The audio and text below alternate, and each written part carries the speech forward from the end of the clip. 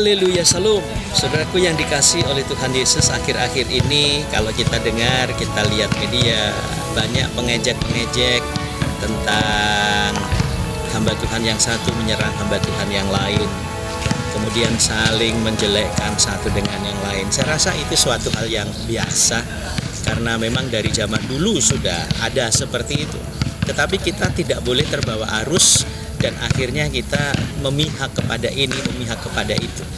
Manusia, saudaraku sekalian, saudara dan saya diberikan pengetahuan dan hikmat oleh Tuhan. Kalau ada orang-orang yang modelnya seperti itu, saudaraku sekalian, kita tahu bahwa sebatas apa dia sebenarnya mengasihi Tuhan. Apakah dia hanya mencari sensasi di media-media, menjelekkan orang lain, cari makan dengan menjelekkan orang lain? Waduh, itu suatu hal yang memalukan. Dan ini tandanya akhir zaman, saudara. Banyak pengejek-pengejek itu datang, guru-guru palsu itu datang, pengajar-pengajar palsu itu datang, mencekokin dengan pandangan-pandangannya yang berbeda dengan Alkitab.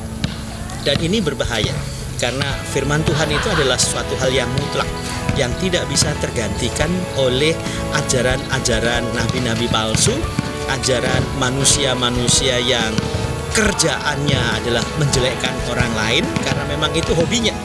Hobi saudara dan saya biarlah hobinya berdoa. Seperti pemazmur mengatakan, orang yang kesukaannya ialah Taurat Tuhan, dan yang merenungkan Taurat itu siang dan malam, ia seperti pohon yang ditanam di tepi aliran air, yang menghasilkan buahnya pada musimnya. Jadi hobinya adalah firman Tuhan. Nah, saya teringat oleh firman Tuhan yang terambil dalam 2 Petrus pasal 3 ayat yang ketiga, saudaraku sekalian, dikatakan demikian. Yang terutama harus kamu ketahui ialah bahwa pada hari-hari zaman akhir akan tampil pengejek-pengejek dengan ejekan-ejekannya, yaitu orang-orang yang hidup menuruti hawa nafsunya. Nah, orang-orang model begini ini udah terlihat, saudaraku sekalian. Apalagi zaman sekarang lagi COVID gitu. Satu menjelekkan yang lain, yang satu menjelekkan yang lain. Dan ini sesuatu hal yang nampak jelas di depan mata kita. Tetapi apakah lantas kita ikut-ikutan? Saudara dan saya cukup berdoa buat orang-orang seperti itu. Biarlah kasih dan kebaikan Tuhan juga melingkupi orang-orang tersebut, sehingga kita tidak terjerat dan tidak terjebak, tidak tidak diajak untuk menjadi orang seperti itu. Tetapi kita memiliki nilai rohani yang berbeda. Nilai rohani kita adalah nilai Kristus itu sendiri. Nilai kerohanian kita adalah keteladanan Kristus itu sendiri. Nilai rohani kita berdasar kepada firman Tuhan yang isinya adalah menyejukkan, meneduhkan, penuh kasih.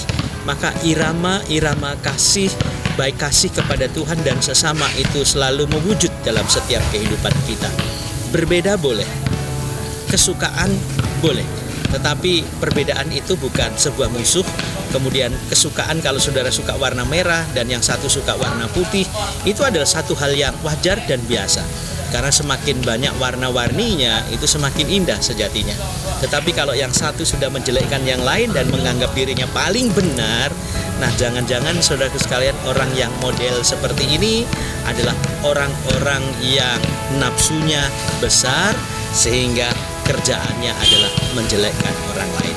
Mulut kita untuk berdoa kepada sesama dan bukan menjelekkan orang lain. Sukses buat saudara dan Tuhan Yesus memberkati.